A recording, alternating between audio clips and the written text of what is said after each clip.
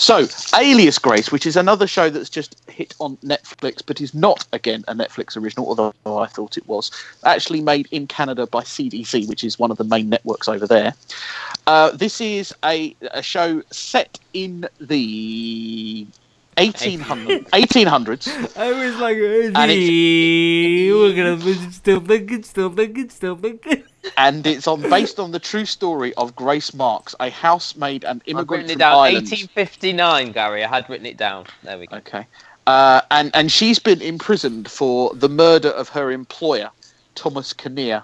And although she claims that there's been no claim that she didn't do it, she certainly claimed that there were factors, and that she also claims that she has no memory of the murder. The main plot is that we see it is a new doctor, Dr. Simon Jordan. So you see a lot of what her life is at the moment, although she's in prison. She's on day release where she cleans and maintains the governor's house. And you see a little bit of prison life and a little bit of life in the governor's house, and then you see her interactions with this doctor. And he's not interested so much in the crime, he's interested in her background. So similar in some way, I suppose, to the Mindhunter series that I've been watching recently. And you get the story of her coming over with her family from Ireland, her abusive father, her mother who dies on the way over from Ireland. And you see the point up to where her father basically sends her out to work because he needs money for his alcohol. And she joins the employment of Thomas Kinnear. She meets Rebecca Lydiard's Mary Whitney, who is a similar housemaid who she buddies up with very quickly. There is that bit of Mindhunter in there because the way in which they're using that kind of early psychiatric information. You see a lot of things where she's in a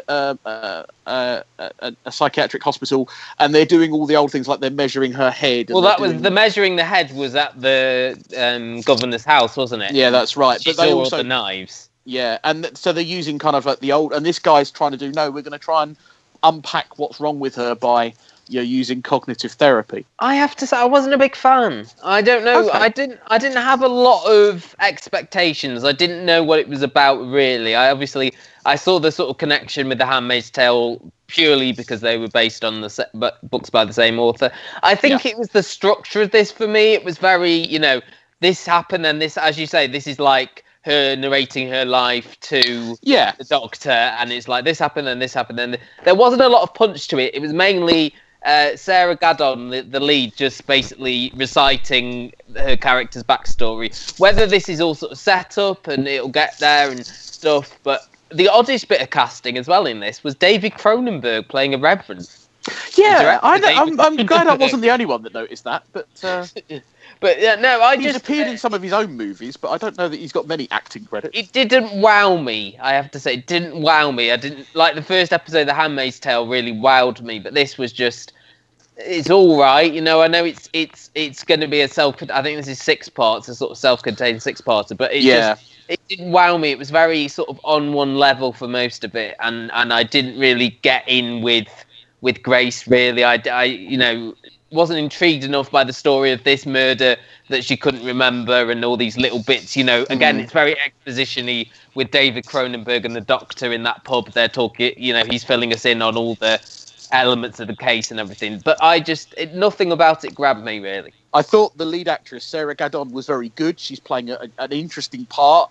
There's obviously a lot more there. I think the problem was the doctor who's interviewing her there's nothing about him. Dull as dishwater, yeah. And dull as good use, good words there. I think, and the problem is there's nothing. I agree. There's just nothing that's drawing me in. I'm not that interested in the storyline, and I don't think there's enough there for me to keep watching. And similar to how I felt about The Handmaid's Tale, unfortunately, was I didn't have enough to kind of make me feel like I want to watch more. I just found that really hard to watch The Handmaid's Tale. I might go back to that. I kind of feel like this would be the same for me. Like, I reckon a couple more episodes, because I'm not sure what is going to happen. I don't know how many episodes they're going to be of them talking. I wish I had something more constructive to add, but you both have my thought. In fact, I hate a flashback, but the other thing I hate is continual narration. Yeah. It really irritates me. And it sort of jumped around. I understood it in The Handmaid's Tale because they weren't allowed to speak, and so you got that's a clever device. World. It was a device to let you in on what she was thinking. But this was just irritating. I found it really irritating. Because some of it was, sorry, Luke, some of it was like letters she was writing to the Doctor. Some of it was like their sessions together. It all seemed a bit jumbled, but it's like we need to get all this narration in to explain the plot to people. So we need it to sort of jump around a bit. And yeah, you're right. Yeah, constant narration.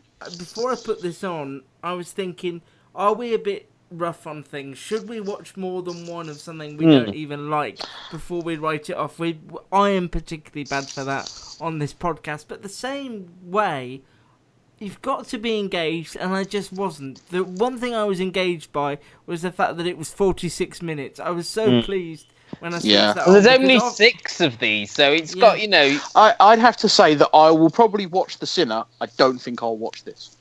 It just made me think I've got 4 more episodes of The Handmaid's Tale. I was just thinking I really want to watch that now. It's amazing. Yeah. I don't really know why I stopped. It was hard to watch, wasn't it? I think it was there, and I think each episode was clocking on an hour as well, or going over sometimes. I mean, me and you, I think, got to the same point. I think you might have got a little bit further than I did, but I think I stopped around 5 or 6 as well.